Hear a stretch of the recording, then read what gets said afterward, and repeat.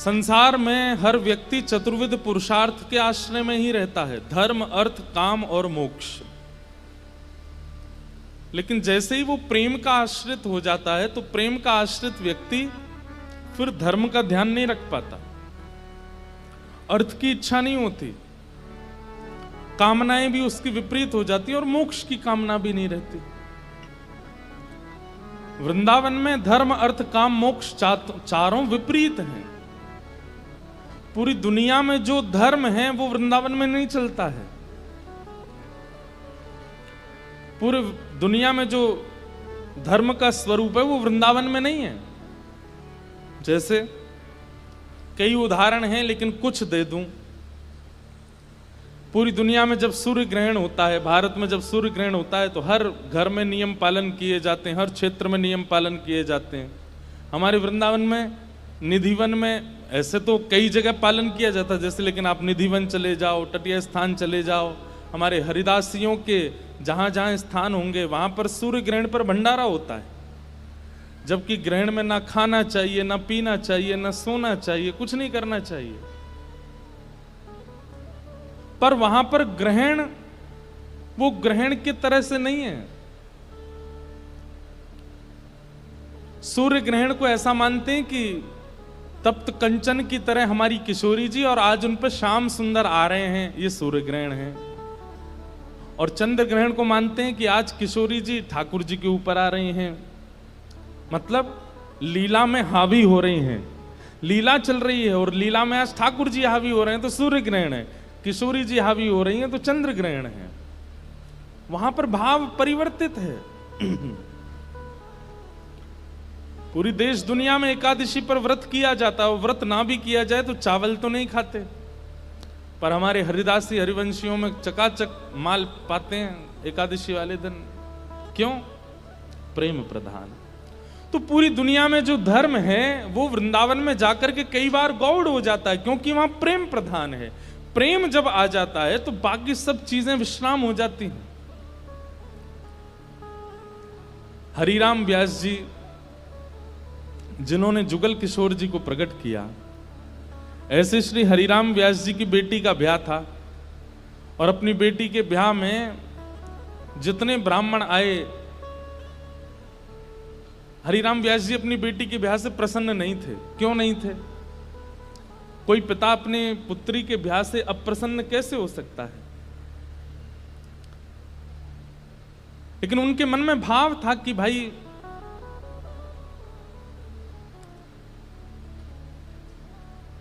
वृंदावन से बाहर क्यों जा रही हो? अपनी बेटी से कह रहे थे कि भाग्य होता है तब वृंदावन प्राप्त होता है और तुम ब्याह करके अपने पति के साथ विदा होकर के वृंदावन से बाहर जा रही हो, ये मुझे अप्रिय लग रहा है। बेटी ने कहा, पिताजी ये तो स्वभाव है कि बेटी को बाहर जाना ही पड़ता है, और बाहर कहां, जहां पति का घर है वहां जाना पड़ेगा। तो हरिराम व्यास जी बोले, तुम्हारे पास दो उपाय हैं। बोले क्या? या तो पति से कहो कि वृंदावन में घर बना ले, या फिर उसी से ब्याह करो जो वृंदावन में रहता हो। पुत्री बोली, पिताजी अब सब बातें हो चुकी हैं और हमें भी जिससे ब्याह हो रहा है वो हमको बड़ा प्रिय है, अब हो जाने दो ब्याह, ठीक है आते रहेंगे वृंदावन। तो इस बात से इतने नाराज हो गए हरिराम व्यास जी कि तुमको व्यक्ति विशेष प्रिय है। अरे हरिराम व्यास जी तो ये तक बोल गए थे कि भाई लंगड़ा हो, वृंदावन का हो तो उससे ब्याह कर लो, कोई गुण ना हो लेकिन वृंदावन का तो ब्याह करो, क्योंकि वृंदावन रहने को मिलेगा। लेकिन तुम और गुणों को देख करके वृंदावन छोड़ करके जा रही हो, ये तुम्हारा सबसे बड़ा दुर्भाग्य है। तो अपनी बेटी के ब्याह से प्रसन्न नहीं थे, तो हरिराम व्यास जी की पत्नी और बाकी बच्चे बोले, पिताजी को रहने दो नाराज, हम तो ब्याह करेंगे आनंद से। और हरिराम व्यास जी के शिष्य थे ओरछा के राजा मधुकर शाह, उन्होंने पूरी शादी की व्यवस्था की, लेकिन हरिराम व्यास जी की भौएं चढ़ी नहीं। और ज्यादा दुखी तो वे तब हो गए कि उन्होंने एक शर्त रखी, चलो ठीक है ब्याह कर रहे हो तुम, अपनी मर्जी से कर रहे हो, सब ठीक है, लेकिन पहली पंगत वैष्णव जनों को, संत जनों को, रसिक जनों को करानी पड़ेगी। लेकिन जब ब्याह का प्रसंग आता है ना, तो घर के लोग इन सब चीजों पर विश्वास करते नहीं है। घर के सब सदस्य बोले पहली पंगत तो बारात की होगी। बोले पिताजी ने कहा संतों को कराओ। बोले बोलने दो उनको, तुम तो उन्हीं को करा दो। और रही बात संतों की, तो एक काम करते हैं, पहले ही पूड़ी कचौड़ी जो भी बना है दावत में, पहले ही निकाल करके अलग धर देते हैं। जब संत आएंगे उनको पवा देंगे। हरिराम व्यास जी को ये बात पता चल गई तो इतने नाराज हो गए। उनका एक पद भी है,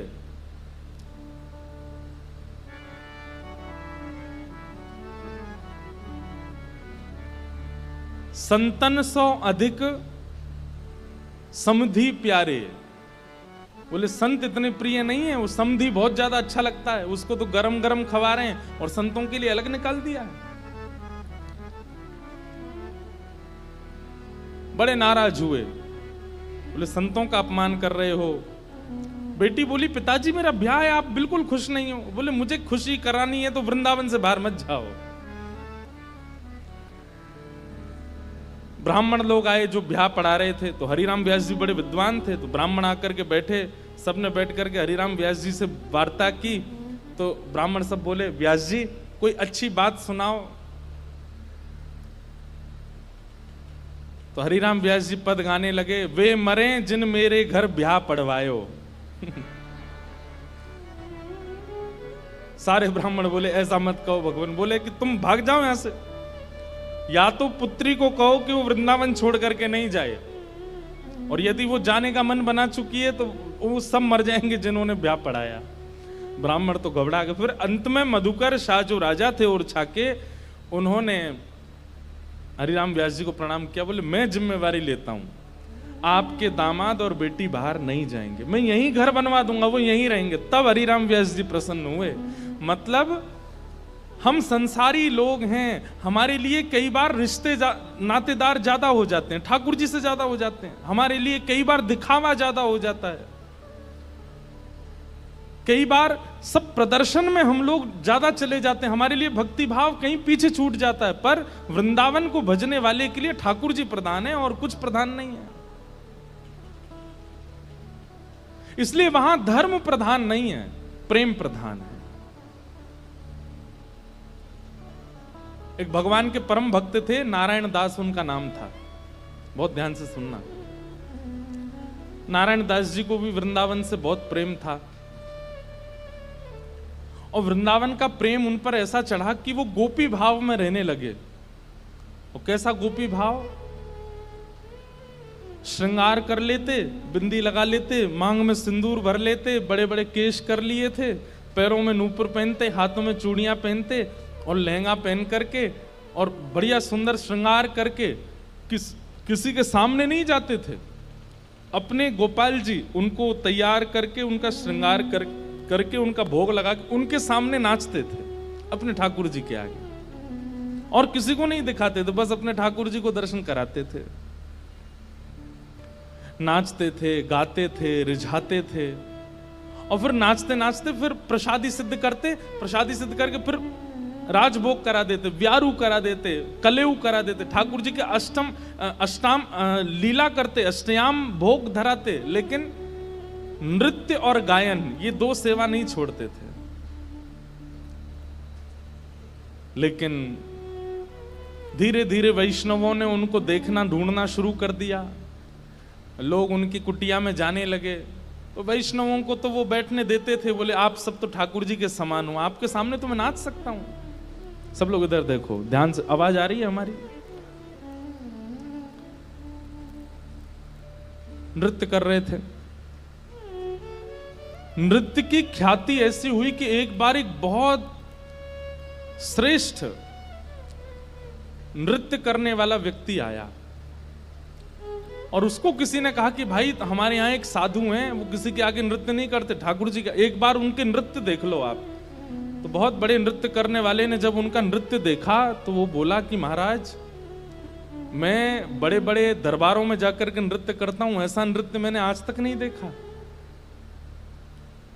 सब लोगों ने कहा बोले भैया ये ठाकुर जी के लिए नृत्य करते हैं।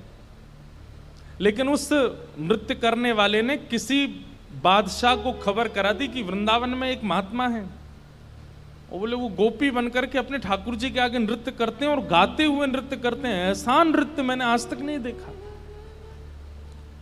बादशाह के तो मन में आ गई कि मुझे उनका नृत्य देखना है, और प्राचीन काल के राजाओं के मन में आ जाए और वो ना मिले तो वो तो मारने तक आतुर हो जाते थे। उन्होंने अपने सैनिकों को भेज करके कहा कि आपको नृत्य करने के लिए बादशाह ने बुलाया है, या तो चलिए, और अगर आप इनकार करोगे तो आपकी कुटिया जला देंगे, आपके ठाकुर जी छीन लेंगे और फिर कभी नृत्य करने लायक बचोगे नहीं। ऐसी स्थिति पड़ गई। रोने लगे अपने ठाकुर जी के आगे, बोले नाथ मेरा नृत्य किसी और को रिझाने के लिए नहीं है, ये मैं कैसी स्थिति में आपने डाल दिया हूं। अगर जाता हूं तो मेरा नृत्य, मैं नृत्य को प्रसाद के रूप में प्रस्तुत करता हूं, वो झूठा हो जाएगा। कोई और अगर उसका आस्वादन करेगा तो वो फिर उच्छिष्ट हो जाएगा, और उच्छिष्ट वस्तु आपको कैसे पधराऊंगा दोबारा। और यदि नहीं जाता हूं तो कुटिया जला देंगे, आपको छीन लेंगे, राजा है ताकतवर है, उसके आगे मेरी चलेगी नहीं। रात भर रोते रहे अपने ठाकुर जी के आगे।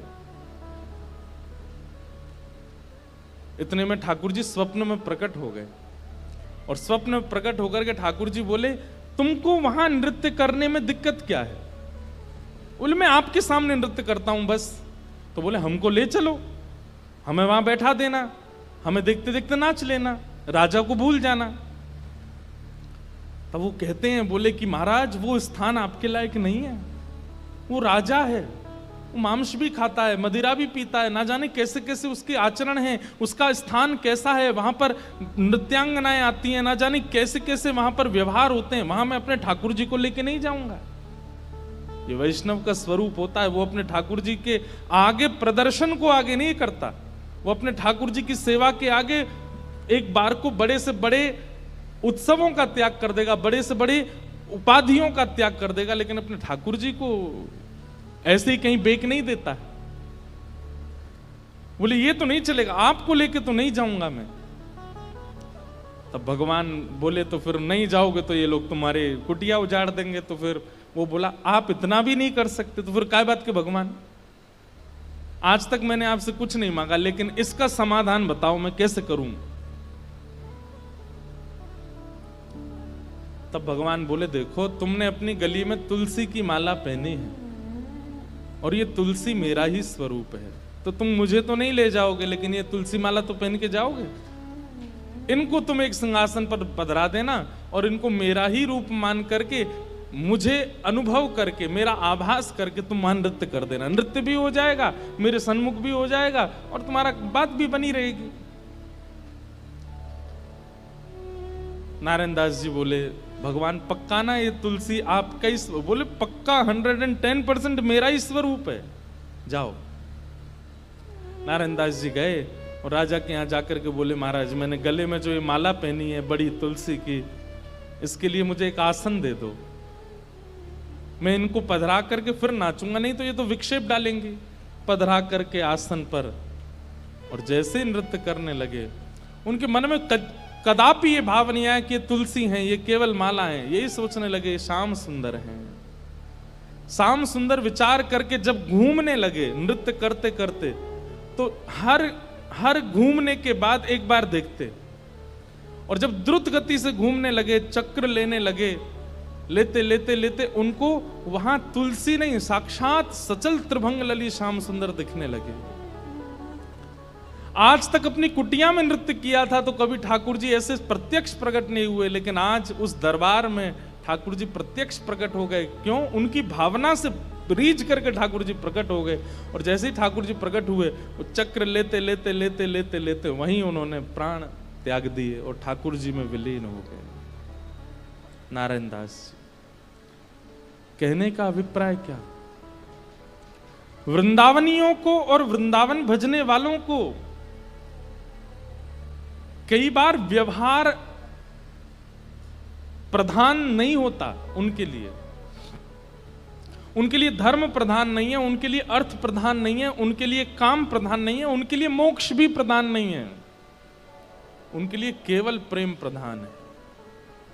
हमारे आप लोग जाएंगे तो आप क्या कहेंगे, कहां जा रहे हो? बोले बरसाने जा रहे हैं, राधा रानी का दर्शन करने। लेकिन अगर कोर ब्रजवासी से पूछोगे कहां जा रहे हो, बोले बरसानो जा रहे हैं लाडली जी को दर्शन करवे। क्या बोलेंगे? लाडली जी। क्यों? प्रेम प्रधान हो जाता है, वहां पर भगवत तत्व की बात नहीं करते।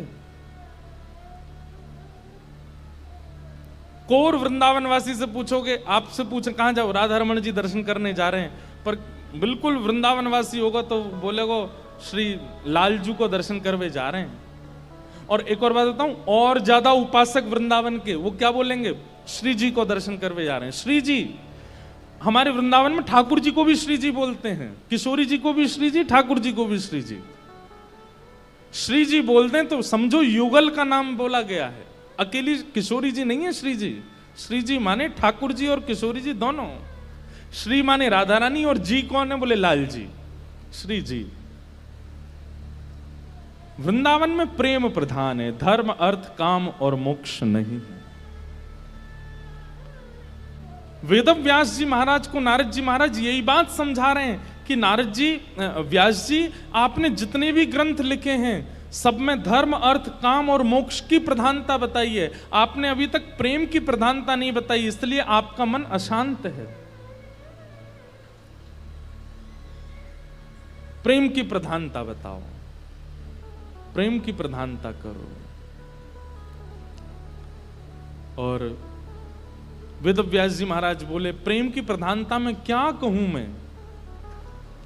तब नारद जी कहते हैं, न यद वचश्चित्रपदम हरेर्यशो जगत पवित्रम प्रगणित करहिचित् तद्वायुषम तीर्थमुशन्ति मानसा न यत्र हंसा निर्मत्य शिक्षय।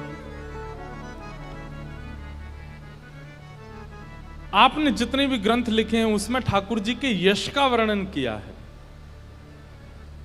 आपने ठाकुर जी के प्रभाव का वर्णन किया है, स्वभाव का नहीं। किसी कन्या के विवाह के लिए उसके परिवार वाले लड़का देखने गए, और लड़का देख करके जब परिवार वाले आते हैं तो कन्या क्या पूछती है, कैसा लगा? तो परिवार वाले क्या बोले, बहुत अच्छा घर है, गाड़ी बहुत अच्छी है उनके पास, वो जॉब करता है, 1 लाख रुपए महीने कमाता है, हाइट भी उसकी अच्छी है, 6 फीट का है, कपड़े भी बहुत अच्छे पहनता है, थोड़ा सांवला है लेकिन वैसे सब कुछ अच्छा है, माँ बहुत अच्छी है, पिताजी। अरे मुझे ये बाह्य बातें क्यों बता रही हो, उसके बारे में बताओ ना, उसका आंतरिक गुण बताओ।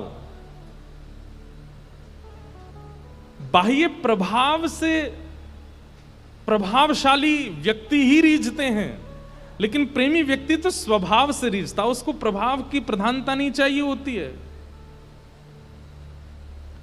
प्रेम तो स्वभाव से होता है, प्रभाव से नहीं। प्रभाव से आसक्ति होती है और स्वभाव से प्रेम होता है। समझ रहे हैं हमारी बात को? अगर आपको किसी से प्रेम है और कहीं ना कहीं उसका प्रभाव आपको आकर्षित कर रहा है तो उसको प्रेम नहीं, उसको आकर्षण कहते हैं। प्रेम तो स्वभाव से होता है। और एक और बात कहें, जहां प्रेम होता है ना, वहां स्वभाव कैसा भी हो वो प्रिय लगता है, अच्छा लगता है।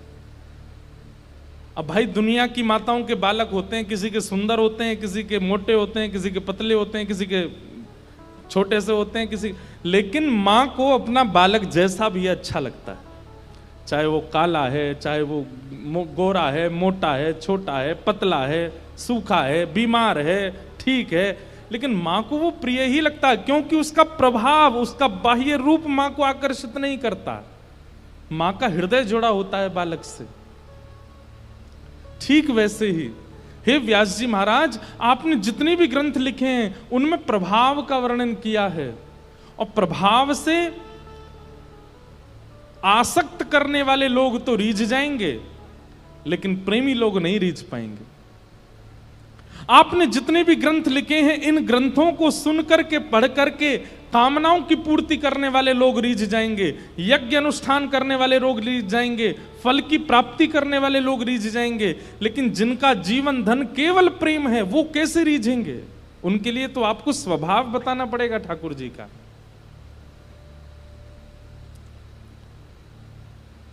हमारे ब्रज में कहें, लाला तू भगवान है। ठाकुर जी बोले, कायकू मधुमंगल तू ये कायकू पूछ रहा हो? बोले ना ना, हमने ऐसी सुनी है कि जब गर्गाचार्य जी आए ना, तो वो कह के गए कि यशोदा मैया तुम्हारो लाला नारायण समान गुण ही है। और तेरी हरकतन ते हुए ऐसा लगे कि तू कहीं भगवान तो ना है। तो ठाकुर जी धीमे से बोल जाते हैं, बोले मधुमंगल एक बात बताऊं? बोले कहा, मैं जय जय ही हूं, मैं भगवान ही हूं।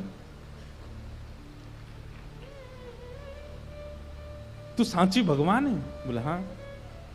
लाला मैं सबन ने बता दूं कि तू भगवान है? ठाकुर जी बोले हाँ बताया। मधुमंगल गयो, सबरे सखान में हल्ला मचाया। बोले तुम्हें एक बात बताऊं? बोले कहा, हमारो जो लाला है ना, बोले हाँ जो भगवान है। ये बात सुन के आधे तो हंसने लगे और आधे छड़ी लेकर के बोले दिखाइयो ने कहां तेरो भगवान।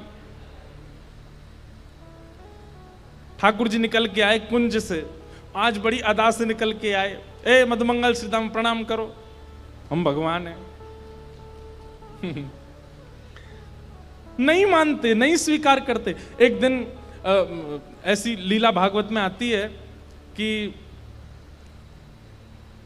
एक बार जागरण हुआ, ब्रज में जागरण कराया नंद बाबा ने। रात भर जागरण का मतलब केवल माता की चौकी नहीं होता। जागरण का मतलब केवल वो नहीं होता। जागरण का मतलब है पूरी रात जग करके अपने इष्ट का स्मरण करना, वो जागरण है।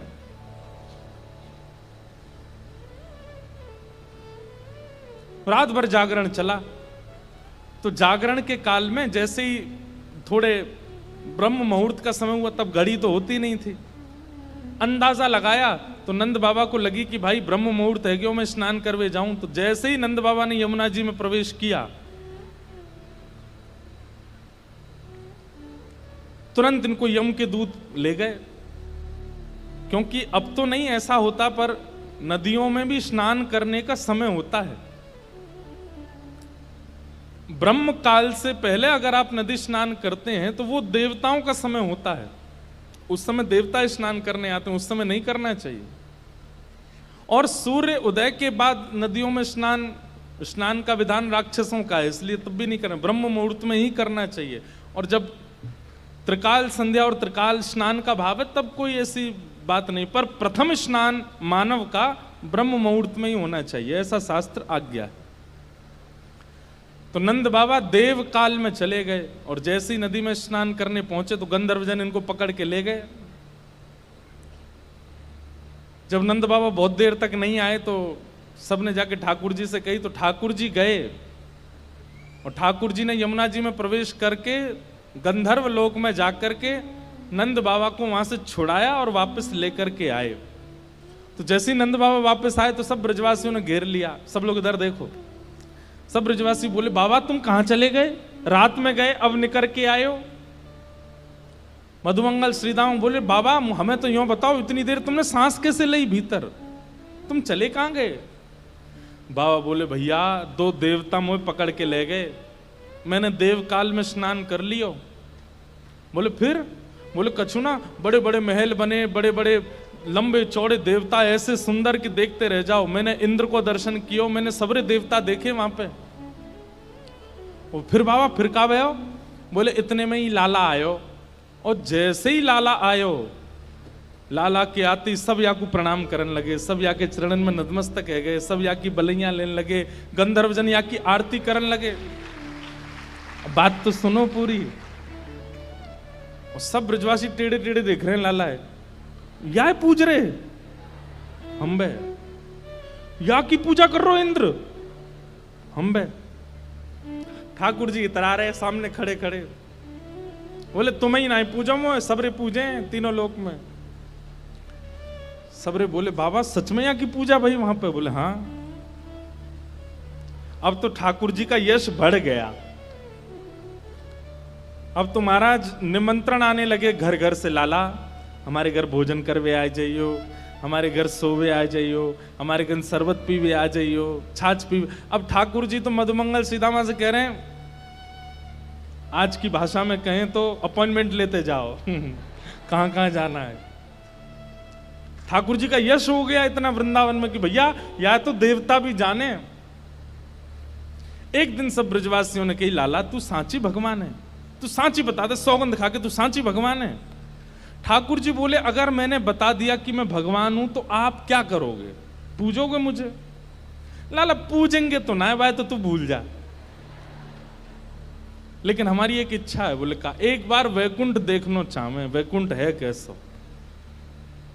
लाला तू अगर सांची भगवान है तो एक बार वैकुंठ दिखाला हमें। ठाकुर जी बोले, मेरे हाथ पकड़ो। सब रे ग्वाल बालन ने ठाकुर जी के हाथ पकड़े, बोले नेत्र बंद करो। जैसे ही नेत्र बंद किए, अंतर ध्यान सब ग्वाल वालों को लेकर के ठाकुर जी को सीधे वैकुंठ पहुंच गए। हाँ भाई सबरे नेत्र खोलो। जैसे ही नेत्र खोले तो विशाल स्वर्ण का किवाड़ लगी है और जय विजय राजा, जय विजय द्वारपाल खड़े हैं। ठाकुर जी के जाते सब जय जयकार करने लगे, द्वार खुल गए, पुष्प वर्षा हो रही है, सहनाइयां बज रही हैं, मृदंग बज रहे हैं, सुंदर गाजे बाजे हो रहे हैं। सब देवी देवता दौड़े दौड़े आ रहे हैं, कोई कमल लेकर के आ रहे हैं, कोई माला लेकर के आ रहे हैं, कोई अक्षत लेकर के आ रहे हैं, कोई अगरबत्ती धूप बत्ती कर रहे हैं। ठाकुर जी की जय जयकार हो रही है। मधुमंगल श्री दामा सबरे बोले, लाला ने परिचय तो करा दे। ठाकुर जी बोले, देख वो सामने खड़ो तुम्हारो इंद्र, जाए तुम इतने सालन से पूज रहे, वो खड़ो इंद्र। बोले लाला ये इंद्र है? बोले हाँ। या कि हाथी पे हमें बैठा दे एक बार। ठाकुर जी बोले, ए इंद्र इधर आओ, अपने हाथी को लेके आओ। हाथी आ गया, ऐरावत हाथी। सब रे ग्वाल बाल चढ़ गए उसके ऊपर। ठाकुर जी लेकर के पूरे वैकुंठ में घुमा लाए, नीचे उतर आए। बोले लाला बहुत जोर को हाथी है, या ले चल वृंदावन, अपने पास ही धरेंगे, वहीं घूमे करेंगे। यहाँ पे ऐरावत हाथी की बहुत सारी सूंड हैं और अद्भुत उसका स्वरूप है, श्वेत रंग का वो है। ब्रजवासी बोले, लाला हमने सुनी है ब्रह्मा के 4 मुंह हैं, एक बार दिखा दे। ठाकुर जी ने ब्रह्मा जी को बुलाया, ब्रह्मा जी आ गए। ब्रह्मा जी जैसे ही आए तो मधुमंगल श्रीदामा जाके स्पर्श करके उनके मुख देख रहे हैं, सच्ची के हैं कि नकली हैं। लाला ये तो सांची है। सब जगह ठाकुर जी ने घुमाया, जिस देवी देवता से मिलना चाहते थे सबको प्रकट कर दिया। सुंदर प्रसाद पाया, सुंदर सब जगह घूमे ठाकुर जी को लेके, नदियों में, तालाबों में, पशु पक्षी सब देखा। वैकुंठ का एक एक कोना ठाकुर जी के साथ देखा। सब जगह घूम करके ब्रजवासी थक गए। थक करके बोले, लाला अब चल वृंदावन चल, अब ले चल हमें। ठाकुर जी बोले, भैया सुनो, तुम सबके लिए कक्ष खुलवा दिए हैं और वैकुंठ का नियम है, मैं बताना भूल गया था कि यहां एक बार आने के बाद फिर यहां से जाता नहीं है कोई भी। अब तुम सब यहीं वैकुंठ में रहो, क्या बुराई है? ये उर्वशी गंधर्व सब लोग तुम्हारी सेवा में रहेंगे, देवी देवता। अरे तू जब कहेगा इंद्र आ जाएगा, ब्रह्मा आ जाएगा, सब तुम्हारी सेवा में रहेंगे, यहीं बैठे रहो। अब ये सुनते ही ब्रजवासी तो रोने लगे, ठाकुर जी के चरणन में गिर गए। बोले, लाला तू हमारे प्राण मांग ले, तू जो कहेगो हम तो दे देंगे। तू कहेगो आज के बाद हम तो जय जय मान के रोज तेरी आरती पूजा करेंगे, लेकिन हमें वापस वृंदावन ले चल, हम वैकुंठ में ना रह सके। हमें तो वृंदावन ही प्रिय है लाला। ठाकुर जी के नेत्र सजल हो गए। सब देवी देवताओं को दिखाते हुए ठाकुर जी बोले, तुम लोगों को आश्चर्य होता है कि भगवान इन ब्रजवासियों से इतना प्रेम क्यों करते हैं। देखो, दीयमान न ग्रहणंती, ये भक्ति की वो स्थिति है कि मैं वैकुंठ देने को बैठा हूं, लेकिन इनको नहीं चाहिए। क्यों? वृंदावन प्रिय है, यमुना जी प्रिय हैं, गोवर्धन प्रिय है। अरे ठाकुर जी ज्यादा दूर नहीं, मथुरा गए थे, 6 किलोमीटर है वृंदावन से, एक भी ब्रजवासी नहीं गया। जबकि प्राण बसते हैं श्री कृष्ण में, अपने प्राण श्री कृष्ण को जाने देंगे, लेकिन स्वयं वृंदावन छोड़ करके नहीं जा सकते। इतना प्रेम वृंदावन से ब्रजवासी करते हैं। तभी तो गोपियां गोपी गीत में सबसे पहला शब्द ही यही कहती हैं, जयति तेधिकम जन्मना ब्रजः श्रयतन्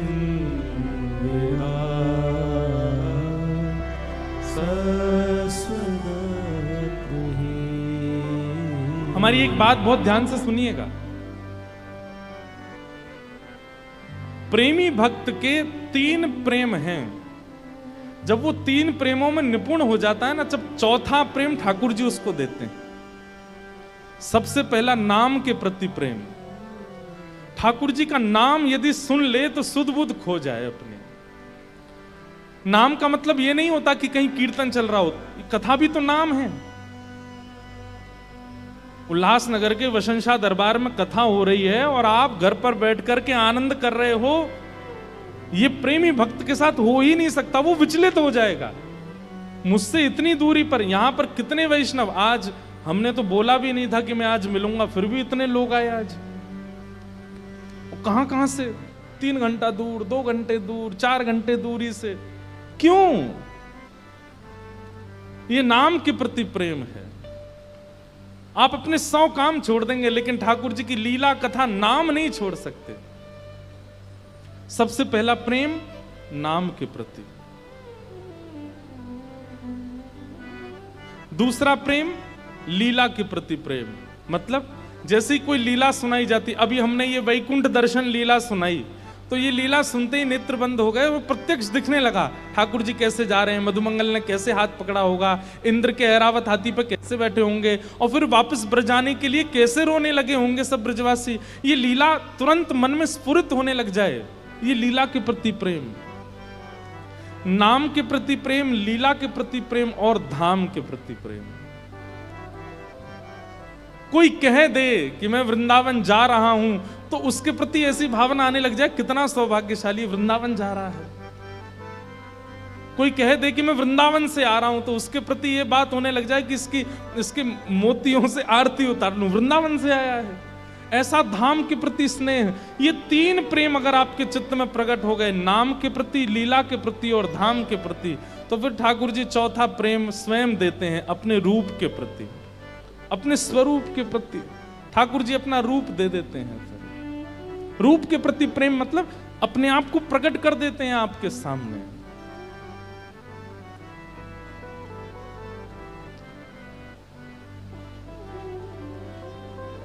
इसलिए भैया वृंदावन में सब उल्टा है।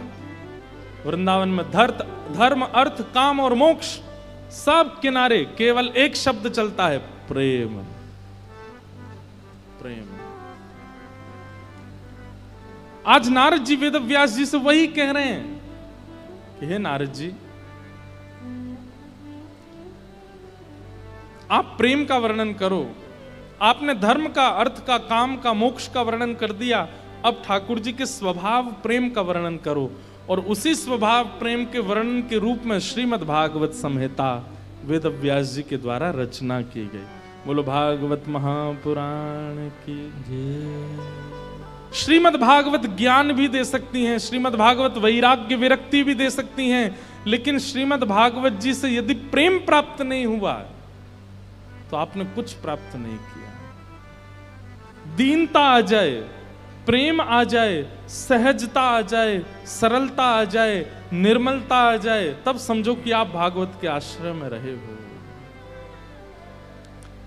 कई बार भागवत का आश्रय लेने वाले ज्ञानी ज्यादा हो जाते हैं, कई बार भागवत का आश्रय लेने वाले विरक्त ज्यादा हो जाते हैं, वैरागी ज्यादा हो जाते हैं, निर्मोही ज्यादा हो जाते हैं।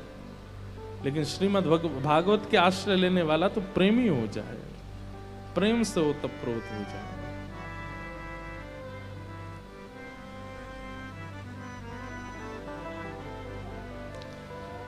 वेद व्यास जी महाराज ने भागवत की रचना की और श्रीमद् भागवत की रचना के बाद मन में विचार किया कि अब ये भागवत की कथा घर घर जन जन तक कैसे पहुंचाऊं।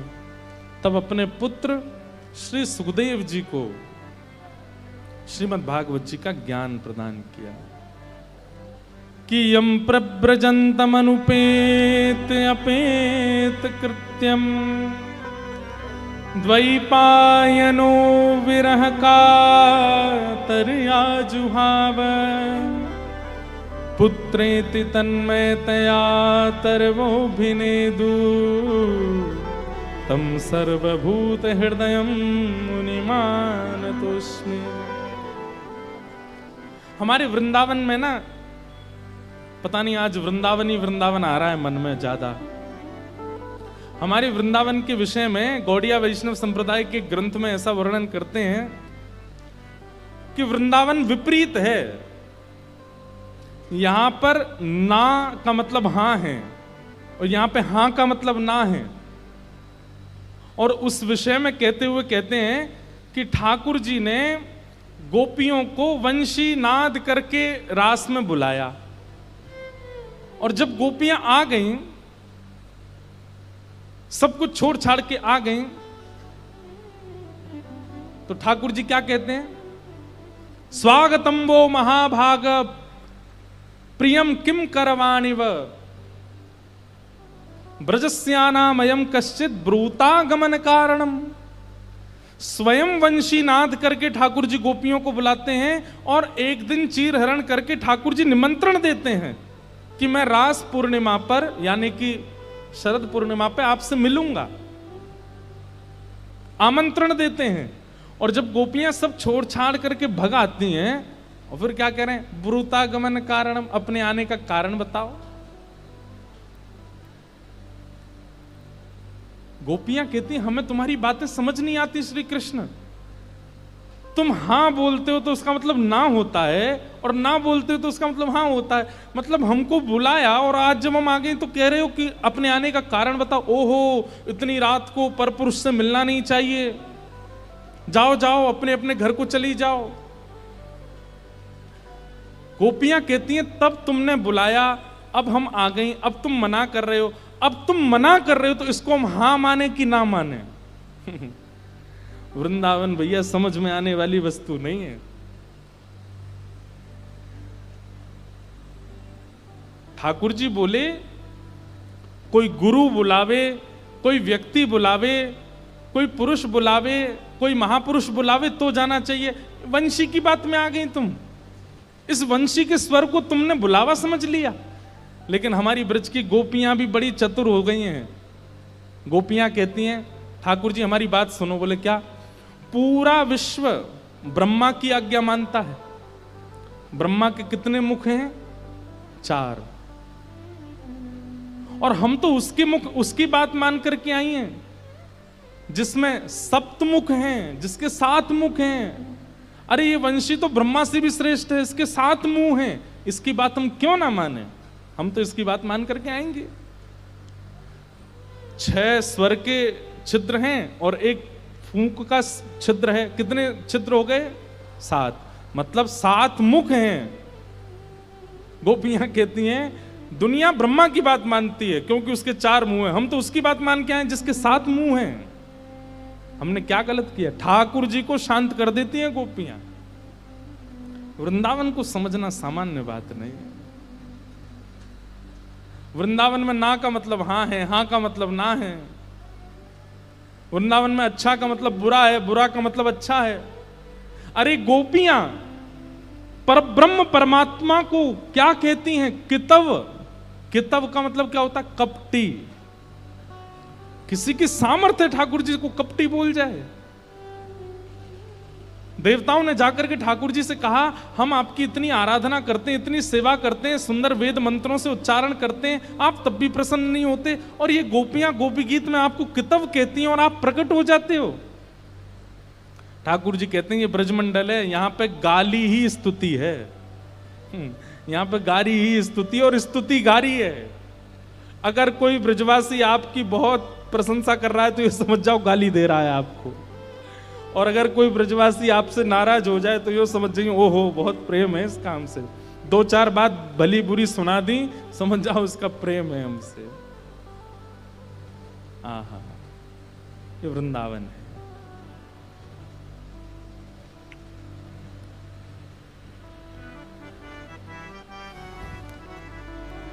एक बार रहीम जी का नाम सुना? रहीम दास, जिनके दोहे हैं रहीमन दागा प्रेम का मत तोड़ो चटकाए। जोड़े से फिर ना जुड़े, जुड़े गांठ पड़ जाए। तो एक बार रहीमदास जी गोवर्धन में श्रीनाथ जी का दर्शन करने गए। एक तो अल्हड़ भेष में रहते थे, ऊपर से इनके किसी कारण से इनको मंदिर में नहीं घुसने दिया, और जैसे ये मंदिर में घुसने लगे तो लोगों ने इनको धक्का दे दिया। कहां घुसे चले जा रहे हो, यहां पर विजातियों का प्रवेश नहीं है और तुम्हारे जैसों का तो बिल्कुल प्रवेश नहीं है।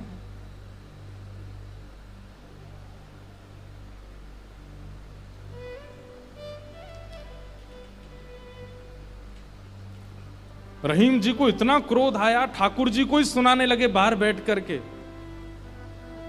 बोले आप कैसे परमात्मा हो, कैसे स्वामी हो, कैसे भगवान हो? इतनी दूर से मैं चल करके आया और आप मुझे दर्शन नहीं दे रहे हो, लोगों के द्वारा मुझे बाहर करवा रहे हो। इतने क्रोध में आ गए श्री रहीम जी।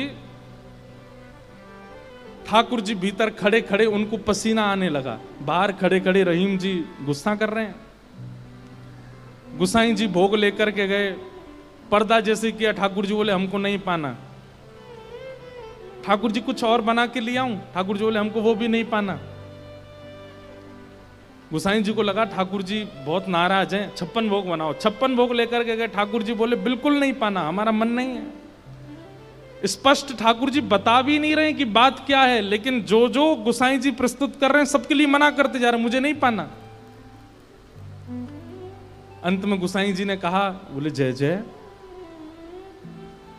कोई अपराध बना हमसे? ठाकुर जी मुंह फुला के बैठे हैं, कुछ नहीं बोले। बोले मैं क्यों बताऊं?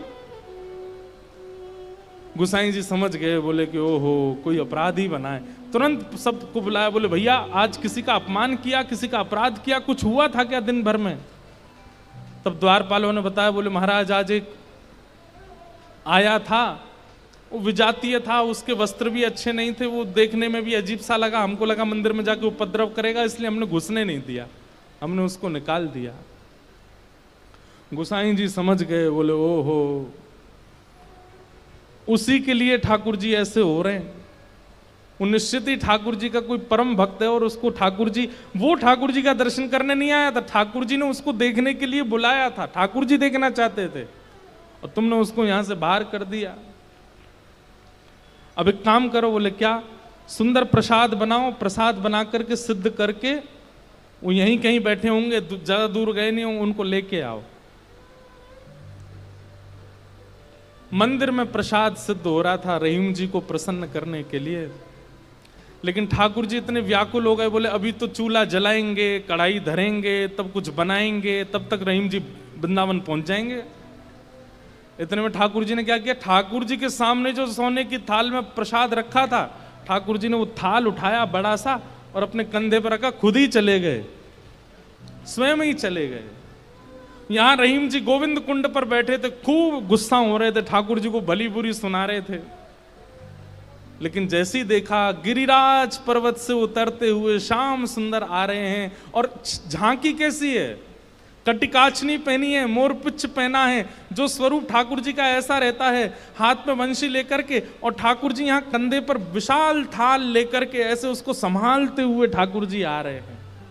आहा, रहीम जी के लिए रहीम दास जी ने उसी समय ठाकुर जी की छवि का वर्णन किया, बहुत सुंदर। क्या वर्णन करते हैं, कैसे लग रहे हैं श्याम सुंदर? आहा,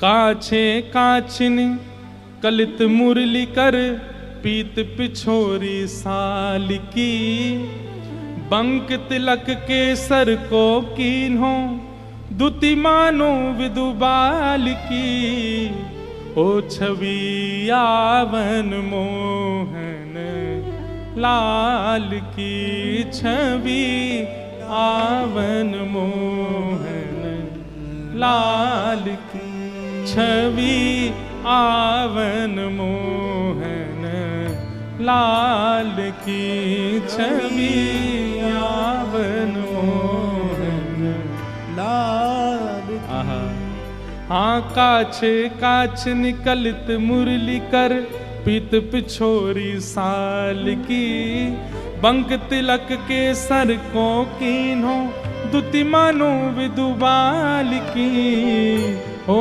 छवि आवन मोहन। अरे मोह कोई वेद ध्वनि ब्रज में सुनावे तो मेरे कान इतने रीझे ना आए, लेकिन कोई प्रेम आसक्त है करके मुंह को घोरी घोरी गारी सुनावे सो मैं तो वह के सामने प्रकट है जाऊं। वाह, हो छवि आवन मोहन लाल की, छवि आवन मोहन आहा। लाल। और थाल सामने रख करके ठाकुर जी वहां से अंतर ध्यान हो गए, लेकिन रहीमदास जी की स्थिति ऐसी, वो तो उसी छवि में छके हुए बैठे हैं, थाल सामने रखा है। इतने में गुसाई जी अपने असंख्य सेवकों के साथ खूब सारा प्रसाद बना करके लाए। रहीम जी के पास जैसे ही पहुंचे तो देखें यहाँ तो पहले से ही थाल रखी, और ये वो थाल है जो श्री जी बाबा की है, श्रीनाथ जी की है। नेत्र बंद हैं और एक कोई सामग्री लेकर के प्रेम से रहीम जी पा रहे हैं। गुसाई जी बोले, रहीम जी ये थाल आपके पास आई कैसे? आहा, बिसरत नाही सखी मोमन सो चितवन बैन विशाल की। बैन मतलब, बैन कहीं कहीं ये अधर का जो अंतिम छोड़ होता है इसको बैन कहते हैं। ठाकुर जी के ये कैसे बोले, इतने मधुर हैं कि जब ये ठाकुर जी मुस्काते हैं ना तो वो जो अंतिम छोड़ है वो इतना प्रिय लगता है ठाकुर जी के मुखमंडल का कि वो मेरे नेत्रों से जा नहीं रहा है। विसरत नाही सखी मोमन सो चितवन बैन विशाल की, नीकी हसन अधर सधरन छवि, छवि सुमन गुलाब की, ओ छवि आवन मोहन लाल की, छवि आवन मोहन लाल की। और जल सो डार दियो पुत्रिन पे डोलन मुक्ता माल की, जल सो डार दियो पुत्रिन पे डोलन मुक्ता माल। आप मोल बिन मोलन डोले बोलन मदन गोपाल की, आप मोल बिन मोलन डोलन बोलन मदन गोपाल की, हे छवि आवन मोहन लाल की, छवि आवन मोहन लाल की। आहा, आप मोल बिन मोलन डोलन बोलन मदन गोपाल की। इतने मूल्यवान श्री ठाकुर जी यहाँ पर बिनमोल की तरह डोल रहे थे, बोल रहे थे, चल रहे थे, बैठे थे। गुसाई जी को बता रहे हैं रहीम जी, इतने मूल्यवान ठाकुर जी यहाँ पर बोल रहे थे, डोल रहे। देखो वो चरण चिन्ह दिख रहे हैं, यहाँ देखो, यहाँ से चंदन की सुगंधी आ रही, यहाँ बैठ गए थे आके और ऐसे मधुर स्वर बोल रहे थे कि अब मैं किसी और को सुनना नहीं चाहता हूं उनके आगे। अरे यह स्वरूप निरखे सोई जाने, अरे जिसने वो स्वरूप देखा होगा, यह स्वरूप निरखे सोई जाने, यही रहीम के हाल की, यह स्वरूप निरखे सोई जाने, याही रहीम के हाल की, ओ छवि आवन मोहन लाल की, छवि आवन मोहन लाल की। वहां रहीम जी के नेत्र सजल हैं और यहां गुसाई जी के सुनते सुनते नेत्र सजल हो गए। वाह ठाकुर जी, आपकी लीला। यहां हम इतनी सामग्री सिद्ध कर रहे थे रसोई में, लेकिन आपसे इतनी प्रतीक्षा भी नहीं हुई, आप अपनी थाल लेकर के आ गए और ऐसी लीला करके गए रहीम दास जी के पास आकर के। ऐसे हमारे ठाकुर जी। वृंदावन धर्म, अर्थ, काम और मोक्ष सबसे परे है। वृंदावन के लिए तो केवल प्रेम जागृत हो जाए चित्त में, अत्यंत प्रेमी हो जाओ आप, और वो प्रेम ऐसा छकेगा। आप प्रेमी हो गए, इसका प्रमाण क्या है? अरे श्याम वर्ण की कोई वस्तु कहीं दिख जाएगी, ऐसा लगने लगेगा ये कितने सौभाग्यशाली कि इनका श्याम वर्ण है, कृष्ण ने अपना वर्ण दे दिया है। किसी में दोष नहीं दिखेगा, सब में गुण दिखने लग जाएगा। मौन रहने का मन करने लगेगा। जब जब कृष्ण नाम ध्वनि होगी, ताल कैसी, स्वर कैसा, राग कैसा, उस पर ध्यान नहीं जाएगा, बस नृत्य करने का मन करेगा। वाणी गदगद हो जाएगी, सुनते सुनते कथा नेत्र सजल हो जाएंगे। प्रेम के बड़े लक्षण हैं, वो सब लक्षण धीरे धीरे प्रकट होने लग जाएंगे। बस वो प्रकट होने लग जाएं, फिर उसके बाद कहीं और मत रहिए, फिर तो वृंदावन आ जाइए, क्योंकि और कहीं रहेंगे तो पागल घोषित कर दिए जाओगे। केवल वृंदावन स्वीकार करेगा। फिर हो छवि यावन मोहन लाल की, छवि यावन मोहन लाल की। वेद व्यास जी महाराज ने भागवत जी की रचना की और विचार किया कि घर घर में जन जन तक कैसे पहुंचाऊं। तब अपने पुत्र सुखदेव का स्मरण आया, जो जन्म लेते ही वन में चले गए थे। उन श्री शुकाचार्य जी को बुला करके वेद व्यास जी महाराज ने ये भागवत जी का सार उन्हें बताया। पहले हम विस्तार से बता चुके हैं कई बार कि सुखदेव जी कहां थे, कैसे आए, आदि आदि। और अब यहां से महाभारत का प्रसंग प्रारंभ होता है। यदा मृधे कौरव संजयानाम वीरेस्वथो वीर गतिम गतेषु ब्रकोदरा विग्ध गदा विमर्श भृगुनूरुदंडे धृतराष्ट्र पुत्रे। महाभारत की कथा क्यों सुनाई गई? बोले सुखदेव जी को जब वेद व्यास जी ने भागवत का सार दिया तो उन्हीं सुखदेव जी ने यही भागवत की कथा परीक्षित को सुनाई। तब प्रश्न किया, महाराज जी परीक्षित कौन है? तो परीक्षित की कथा के उदय के लिए महाभारत का थोड़ा अंश सुनाना पड़ेगा, और यहां महाभारत का थोड़ा अंश कहा गया। अब मेरे स्थिति ऐसी है कि अभी मुझे गंभीर भाव में जाने का मन हो नहीं रहा है। वृंदावन के भाव ऐसे चल रहे हैं मन में, और यहां गंभीर भाव की अब कथा है। और उसके पीछे कारण ये है कि अभी हम पिछले 7 दिन इतना वृंदावन का रस बोल करके आए हैं, लीलाएं बोल के आए हैं कि उसमें अचानक प्रवेश करने में मैं बच रहा हूं, इसलिए बार बार घूम के वृंदावन की कोई बात बोल रहा हूं।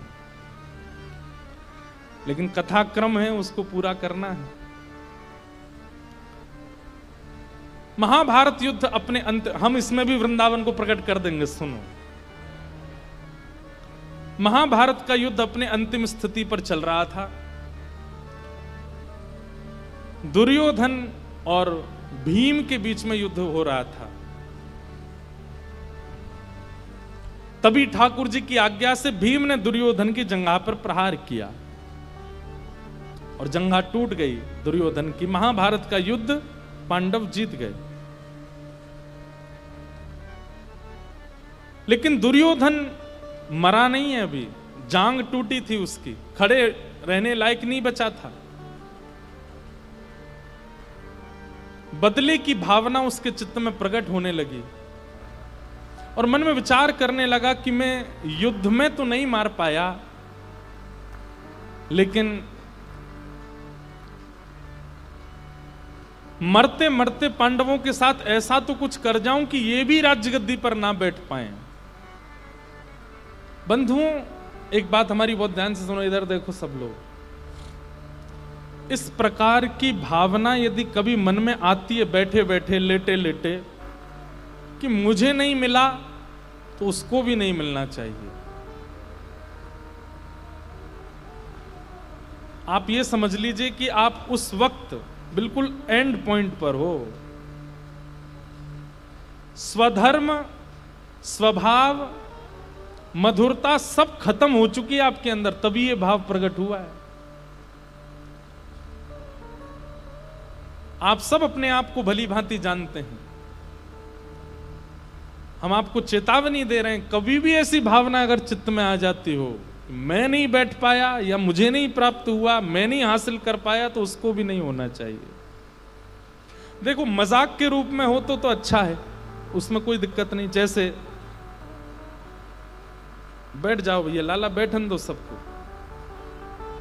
यहां ज्यादा मूवमेंट मत करो, बैठ जाओ लाला, ओ लाला भैया मेरे, हाँ जाओ जाओ बैठ जाओ, आप लोग बैठ जाओ भैया, जैसे जगह मिले सबको। हम क्या बता रहे थे, ध्यान से सुनो।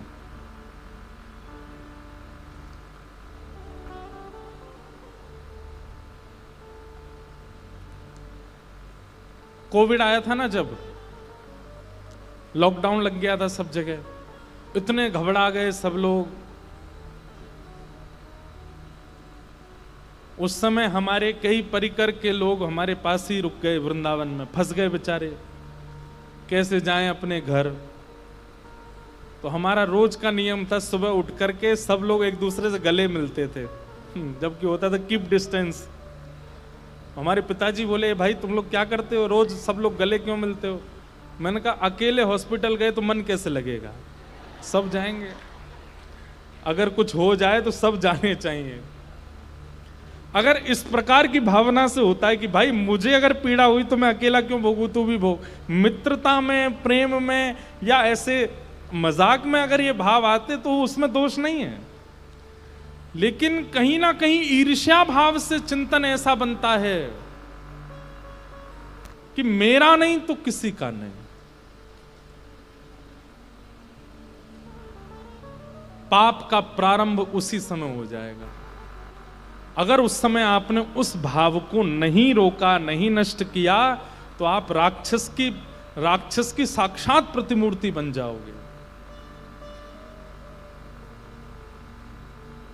दुर्योधन के अंदर सारे अवगुण आ चुके हैं, लेकिन आज जो अवगुण प्रकट हुआ है, इसने दुर्योधन का सर्वनाश कर दिया। आज तक दुर्योधन ने बहुत सारे पाप किए, लेकिन फिर भी उसके इतने पुण्य तो थे कि श्री कृष्ण को रोज देखता था। वो रोज सामने अर्जुन के रथ पर साक्षात श्री कृष्ण उसको दिखते थे। इतने पुण्य तो थे, जबकि उसके अंदर बहुत दोष हैं, उसके अंदर बहुत अवगुण हैं, लेकिन फिर भी श्री कृष्ण का दर्शन रोज होता था।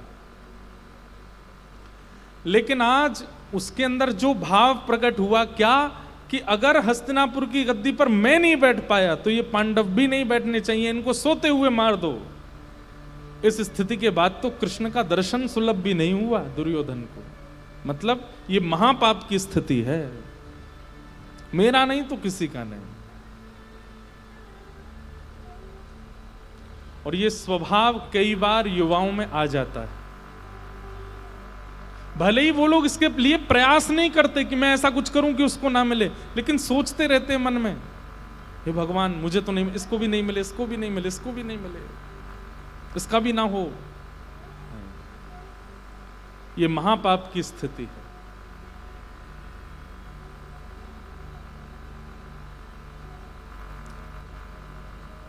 दुर्योधन की जंघा टूट गई और दुर्योधन उस समय अश्वत्थामा से कहता है, अश्वत्थामा बहुत हो गया धर्म युद्ध, अब अधर्म युद्ध होना चाहिए।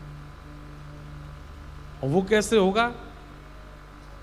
बोले रणभूमि में नहीं मार पाए हम पांचों पांडवों को, लेकिन सोते हुए पांचों पांडवों को मार सकते हैं। हस्तिनापुर की गद्दी पर अगर हम नहीं बैठे तो ये भी नहीं बैठ पाएंगे, हम इनको भी लायक नहीं छोड़ेंगे, जाओ सोते हुओं को मार दो। और अश्वत्थामा ने भेज दिया। इसे कहते हैं अपने दुख से कम दुखी हैं, दूसरे के सुख से ज्यादा दुखी हैं, वो प्रसन्न क्यों है? अश्वत्थामा अर्धरात्रि में गया, लेकिन ठाकुर जी पांडवों को लेकर के कहीं और चले गए। सोते हुए द्रौपदी के 5 पुत्रों को मार दिया। अब देखो इससे क्या समझ में आया कि ऐसे विचारधारा से क्रिया करने वाले से पाप नहीं फिर महापाप होता है। निर्दोष द्रौपदी के 5 छोटे बालक मार दिए अश्वत्थामा ने, महापाप किया, बाल हत्यारा हो गया वो।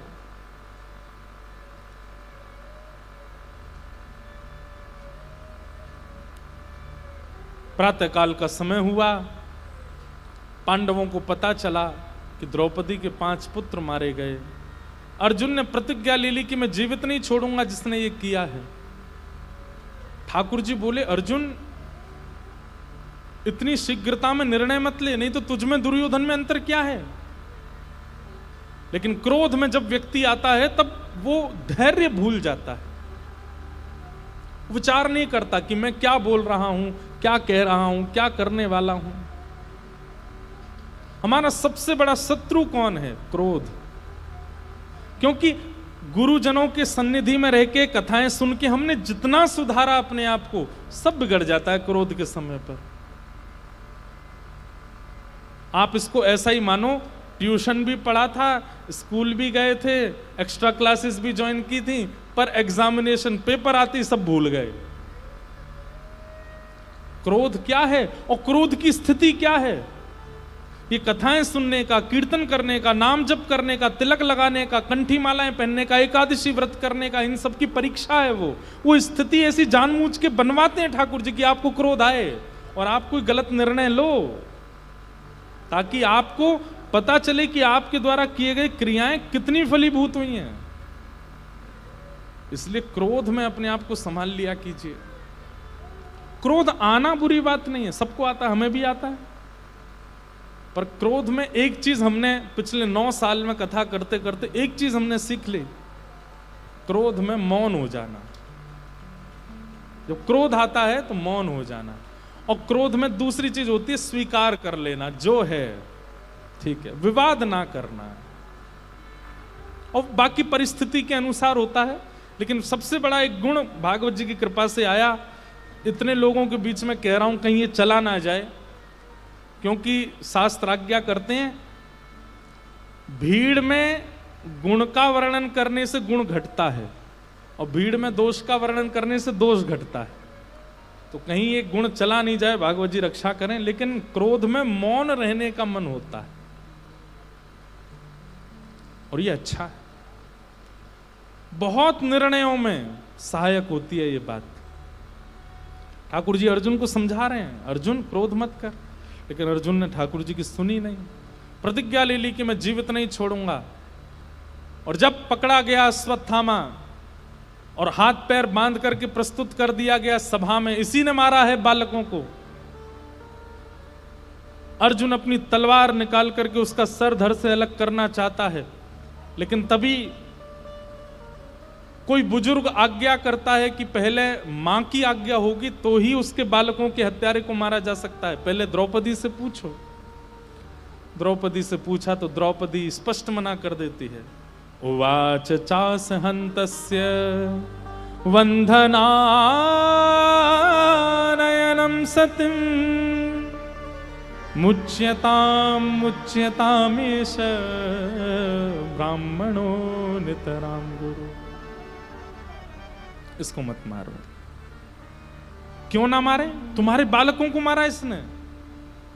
बोले उस दोष को एक तरफ रखते हुए बाकी की चीजें विचार करो। जबकि बंधुओं, मैंने अनुभव करके देखा है कि व्यक्ति जब विपरीत परिस्थिति में आता है ना, वो संभाल ही नहीं पाता अपने विचारों को, अपनी बुद्धि को, अपनी वाणी को, अपने क्रोध को, कुछ भी उसके काबू में नहीं रहता।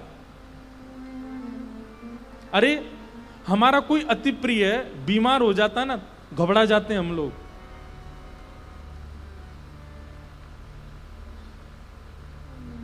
उस समय पता चलता है कि आपका सत्संग कितना फला आपको। वो धैर्यता जो आपकी नष्ट हो जाती है ना हृदय की, वो बताता है कि आपकी एकादशी सारी व्यर्थ थी, केवल दिखावा था, कुछ नहीं हो पाया। क्योंकि कई बार ऐसा होता है कि इतने लोग जुड़े हैं, किसी किसी के घर में कोई ना कोई विषम परिस्थिति आती है, वे लोग जब बात करते हैं तो महाराज जी, गिरधर लाल जी ने ऐसा कर दिया, ऐसा कर दिया, हमने क्या बुरा किया उनके साथ, हम इतनी कथाएं आपकी सुनते हैं, हमारे साथ ऐसा क्यों हो रहा है। उस समय तो हम कोई ज्ञान नहीं दे सकते, लेकिन मंच पर हम बोल सकते हैं कि इतना धैर्य आपका टूटना, ये बताता है कि आपका कथा का और एकादशी व्रत आदि नियमों का कोई फल नहीं मिला। ये धैर्य कहां चला गया? द्रौपदी को देखिए, ठाकुर जी क्यों रीझ गए द्रौपदी से। उसके 5 बालक मरे पड़े हैं सामने और वो द्रौपदी क्या कह रही है, इसको मत मारो, क्यों, हमारे गुरु का बेटा है। और गुरुपुत्र गुरु समान होता है। आत्मा वही जायते पुत्र अर्जुन। विचार करो, जिन्होंने धनुष उठाना सिखाया, बाण रखना सिखाया, चलाना सिखाया, वो गुरु जिनकी वजह से तुम गांडीव धनुषधारी अर्जुन कहलाते हो, उनका पुत्र है वो, उसको मत मारो। दूसरी बात द्रौपदी कहती है, ये भी किसी मां का बेटा है। और रही बात, इनकी मां विधवा है, उनके पति नहीं है। हमारे गुरु मारे जा चुके हैं युद्ध में, मां विधवा, एक पुत्र है बस, और इसको भी मार दोगे तो वो अकेली नारी। मेरा कष्ट मुझे दिख रहा है, मेरे 5 बालक मरे, पर मुझे संभालने के लिए 5 पति हैं। इनके पुत्र को तुम मार दोगे, इसको मार दोगे, इनकी मां को कौन संभालेगा? उनके पति भी नहीं है और बेटा भी नहीं है। मेरी हाथ जोड़ के प्रार्थना, इसको मत मारो। ठाकुर जी उस समय इतने गदगद हो गए, इतने प्रसन्न हो गए, प्रेमाश्रु, ठाकुर जी के नेत्र लाल पड़ गए और धीमे धीमे अश्रु गिरने लगे ठाकुर जी के नेत्रों से। बोले, गीता सुनाई अर्जुन को, लेकिन फली द्रौपदी को है। आज इसका निर्णय देखो। भगवान ने भरी सभा में द्रौपदी को हृदय से लगाया। बंधुओं, अनुकूल परिस्थिति में आप क्या निर्णय लेते हो, क्या खाते हो, क्या पीते हो, कहां बैठते हो, क्या एक प्रकार से ये समझो ये चीटिंग है। बहुत ध्यान से समझिएगा। आप जैसा चाहते हो खा रहे हो, जहां चाहते हो बैठते हो, जहां चाहते हो घूमते हो, जैसे चाहे हो सोते हो, जिससे चाहो मिलते हो। ये एक प्रकार से मानो कि क्लास टीचर की सिर उस तरफ घूमा हुआ और आप चीटिंग कर करके पूरा क्वेश्चन हल कर रहे हो। लेकिन जैसे क्लास टीचर आपकी ओर देखेगा, पेन हिल नहीं पाएगा आगे। जब प्रतिकूल आती हैं परिस्थितियां, तब समझो ठाकुर जी आगे चेयर लगा के बिल्कुल आंख में आंख गाड़ के देख रहे हैं। बोल, अब कर, अब क्या करेगा। और उस समय भी यदि कोई व्यक्ति अपने उस जीवन रूपी प्रश्न पत्र का हल करता है, ठाकुर जी उठ करके हृदय से लगा लेते हैं। आज द्रौपदी ने वो करके दिखाया। इस परिस्थिति को भगवान ना करे, जीवन में कोई मां अनुभव करे कि उसके संतान उसके नेत्रों के आगे ना रहे। क्या पीड़ा होती है मां को, ये मां जानती है। लेकिन उस परिस्थिति में एक मां अपना धैर्य नहीं खो रही है।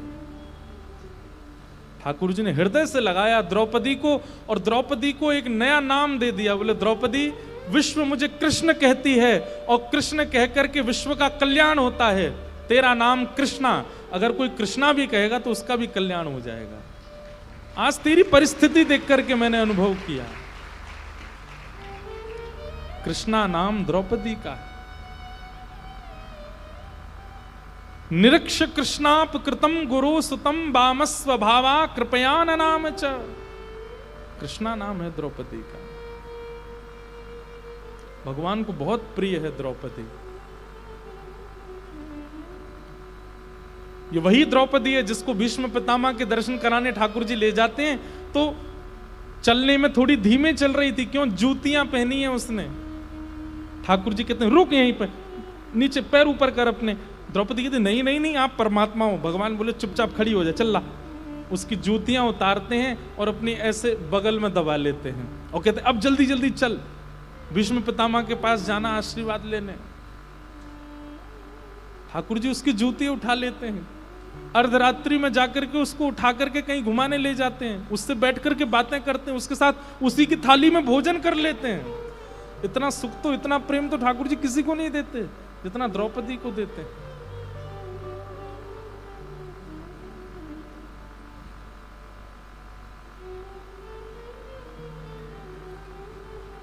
जब बालक समतल भूमि पर चलना सीख जाता है ना, तो मां उसको फिर सीढ़ियों पर लेके जाती है, अब इस पर चढ़ के दिखा। और जब उस पर भी चढ़ जाता है तो मां बड़ी प्रसन्न हो जाती है। ठीक वैसे ही ठाकुर जी को जब पता चल जाता है अब ये अनुकूल परिस्थिति सह लेता है, तो फिर प्रतिकूलता देते हैं।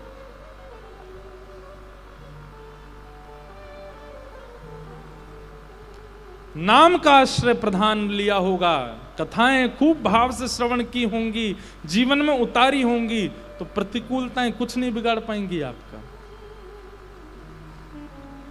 द्रौपदी मना करती है, इसको मत मारो, और भगवान बड़े प्रसन्न हो जाते हैं। अर्जुन भगवान से पूछता है तो ठाकुर जी कहते हैं ब्रह्म बंधुर न हंतव्य आतताई बधारण, इसको मत मारो। तब भरी सभा में सिर के केश मूड़ करके, दाढ़ी मूड़ करके अश्वत्थामा को निकाल दिया। लेकिन अश्वत्थामा अपनी बदले की आग में जल रहा था, जलता रहे। कई लोग कहते हैं उसको हमने छोड़ दिया, वो फिर से ऐसा करेगा, करता रहे।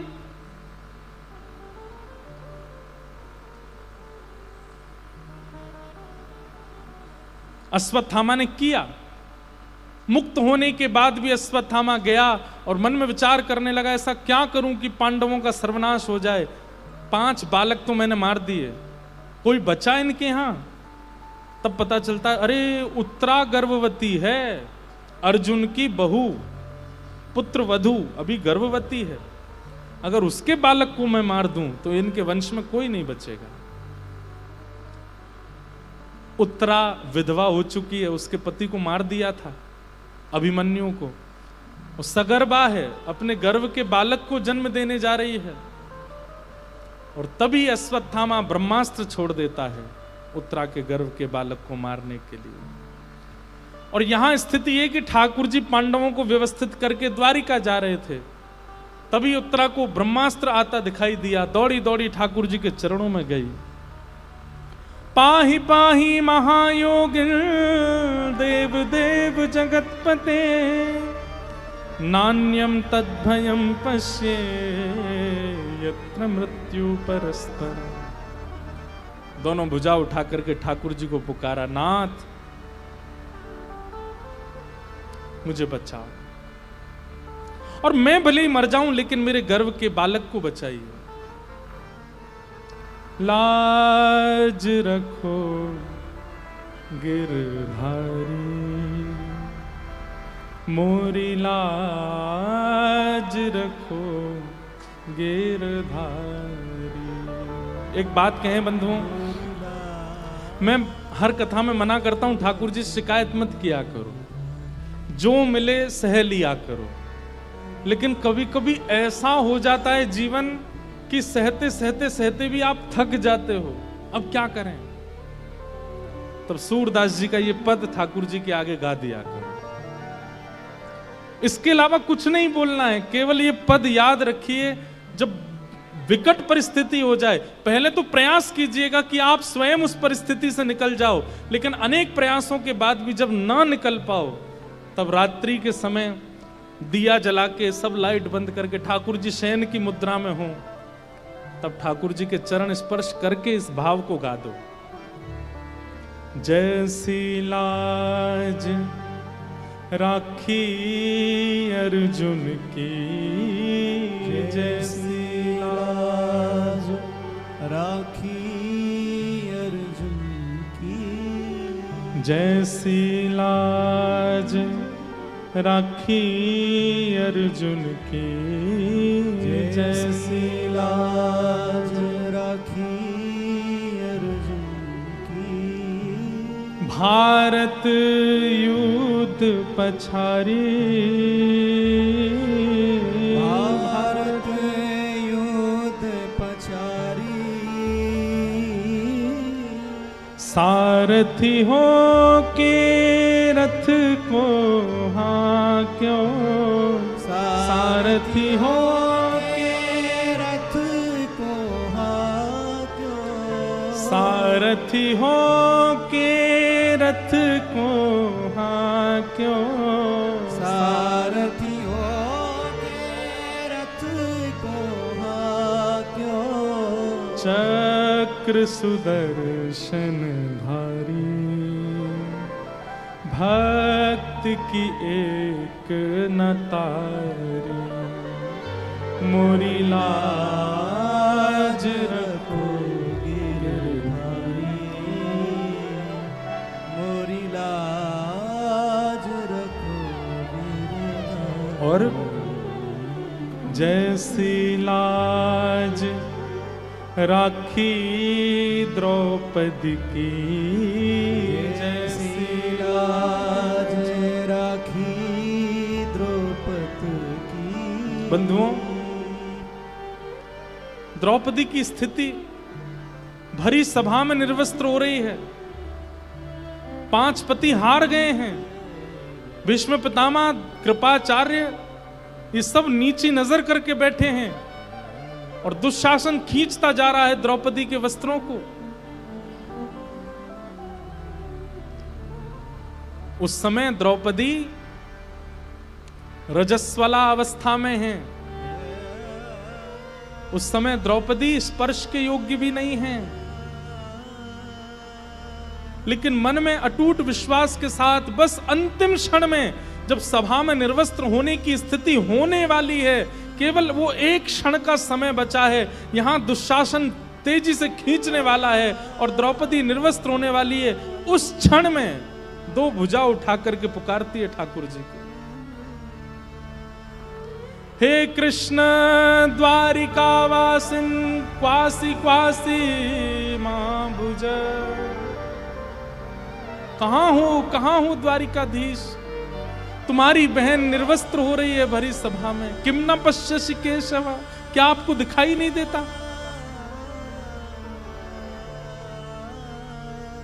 और उस भरी सभा में, जहां पूरा समाज रजस्वला होने के लिए कितने नियम बना देता है, स्वयं शंख चक्र गदा पद्मधारी ठाकुर जी वस्त्र बन करके आ गए और लिपट गए द्रौपदी के अंग से। दुशासन की भुजा थकित भई, वसन रूप भय श्याम। निर्वस्त्र नहीं होने दिया द्रौपदी को। जैसी लाज राखी द्रौपदी की, जैसी लाज राखी द्रौपदी की। होन ना दीनी उघारी, होन ना दीनी उघारी। खेचत खेचत 2 भुज हारे, खेचत खेचत 2 भुज हारे। दुशासन पछ भारी, हाँ चीर बढ़ायो मुरारी। मेरी लाज रखो गिरधारी, मोरी लाज। और अंतिम पंक्ति बड़ी अद्भुत है इस पद की। सूरदास की लाज रखो प्रभु, सूरदास की लाज रखो प्रभु। सूरदास की लाज रखो प्रभु, सूरदास की लाज रखो। अब को है रखवारी, अब को है रखवारी। अभी तक तो ठाकुर जी से प्रार्थना कर रहे थे, अर्जुन का नाम लेकर के, द्रौपदी का नाम लेकर के ठाकुर जी से प्रार्थना कर रहे थे, लेकिन अब भी जब ठाकुर जी नहीं आए तो सूरदास जी पूरा पद गाते गाते अंत में अपनी प्रार्थना की स्थिति बदल देते हैं। और अभी तक ठाकुर जी से प्रार्थना करते करते सूरदास जी मन में विचार करते हैं, अरे मैं किससे प्रार्थना कर रहा हूं? अरे मैं ब्रज वृंदावन में बैठा हूं, यमुना के तट पर बैठा हूं, यहां ठाकुर जी थोड़ी आएंगे रक्षा करने के लिए। तब क्या गाते हैं? राधे राधे सुमिरन प्यारे, राधे राधे सुमिरन प्यारे। श्री राधे राधे सुमिरन प्यारे, राधे राधे सुमिरन प्यारे। श्री वृषभानु दुलारी, मैं शरण में आयो तिहारी। श्री वृषभानु दुलारी, और मैं शरण। जैसे ही राधे राधे सुमिरन प्यारे श्री वृषभानु दुलारी, जैसे ही सूरदास जी ने गाया, इतने में ठाकुर जी प्रकट हो गए। प्रकट होकर के हाथ पकड़ लियो, अरे मैं आ तो गयो, तू किशोरी जी को श्रम काई गुदेरो है। सूरदास जी बोले, जब तक किशोरी जी को नाम नहीं लियो जाए आप आओ ही नहीं हो, या हमारे किशोरी जी को स्मरण करनो पड़ो। मोरी लाज रखो गिरधारी, मोरी लाज रखो गिरधारी, मोरी लाज रखो गिरधारी, मोरी लाज रखो गिरधारी। बहुत विपत्ति जीवन में आ जाए तो पहले प्रयास कीजिए कि सही है, दूसरा प्रयास कीजिए कि उससे निकलने का प्रयास कीजिए, उससे निकलने के लिए जो जो सुविधाएं हो सके करिए। और तब भी कोई आस ना दिखती हो तब भी शिकायत नहीं करनी है, इस पद को ठाकुर जी से कहना है बस। और ये पद गाते गाते ठाकुर जी को शयन करा दो।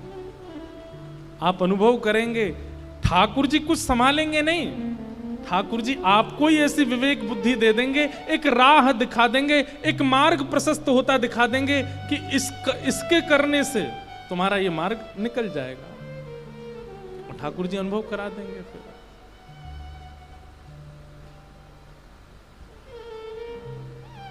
आज उत्तरा के गर्भ के बालक को मारने के लिए ब्रह्मास्त्र छोड़ दिया और दौड़ी दौड़ी गई ठाकुर जी के पास। दोनों भुजा उठा करके कहा, हे जगन्नाथ, हे जगत स्वामी, मैं भले ही मर जाऊं लेकिन मेरे गर्भ का बालक ना मरे। मेरे पति को चक्रव्यूह में पहले ही मार दिया। बिना पति के जन्म देना बालक को मेरे लिए दुष्कर है, लेकिन मैं फिर भी इस बालक को जन्म देना चाहती हूं और चाहती हूं ये आपका भक्त हो। मैं मर जाऊं लेकिन ये बालक जीवित रहे, कैसे भी करके इस ब्रह्मास्त्र को 9 मास के लिए रोक दीजिए बस। उत्तरा की उस करुण पुकार, और उसमें भी ये बालक आपका भक्त हो, इसमें अभिमन्यु की छाया है। ये सब शब्द सुनकर के ठाकुर जी का हृदय करुणता से भर गया और भगवान अपनी चक्रा नाम की गदा को लेकर के उत्तरा के गर्भ में प्रवेश कर गए। इतनी द्रुत गति से घुमाया, उस बालक की रक्षा हो गई और ब्रह्मास्त्र आकाश में ही नष्ट हो गया। बंधुओं, एक बात आपको कहें, ठाकुर जी ने इस विषम परिस्थिति में उनकी रक्षा की, वहां सुदर्शन चक्र से रक्षा की, वहां गदा से रक्षा की, यहां ऐसे, ये सब भाव हमारे ब्रज में स्वीकार नहीं है। हमारी ब्रज की पद्धति अलग है। हमारे ब्रज में तो सह लेंगे लेकिन ठाकुर जी से नहीं कहेंगे, ये बात प्रधान है। हमारे ब्रज में आप किसी भी आश्रम में जाओ, वहां पर भंडारा क्यों कराते हैं बताओ? वृंदावन में किसी भी आश्रम में प्रसादी मिल जाएगी आपको, उसके पीछे कारण क्या है? बोले तुम खा लो, झिक्के पी लो, पेट भर लो, ठाकुर जी से कुछ मत कहना, हम तुम्हें सब खिला पिला के बढ़िया तंदुरुस्त कर देंगे। तुम कहो तो शरबत पियो, वृंदावन में शरबत मिल रहे होंगे अभी, खूब सुंदर सुंदर ठंडाई बट रही होंगी जगह जगह, खाओ पियो आनंद करो, ठाकुर जी से कुछ मत कहना। इसलिए वृंदावन में ये भाव है, इसीलिए खिलाते पिलाते हैं, सब आनंद कराते हैं, ठाकुर जी से कुछ मत कहो। उन लीला बिहारी हैं वृंदावन में, उनको बिहार करने दो। शिकायत करनी है जगन्नाथपुरी चले जाओ, द्वारिका चले जाओ, बद्रीनाथ चले जाओ, कहीं और जाओ, वृंदावन में शिकायत करने मत आओ। यहां ठाकुर जी बिहार कर रहे हैं। पुलिस वाले के घर पर जाके एफआईआर थोड़ी लिखवाते हो, क्या स्टेशन मिलना, ये घर है। ऐसी ठाकुर जी कहते हैं जे घर है भैया, यहाँ पे शिकायत लिखवावे मत आ, शिकायत करनी और जगह बैठो मैं वहां चलो जा। वृंदावन तो केवल प्रेम में छकने के लिए आओ, वृंदावन तो केवल भाव के लिए आओ।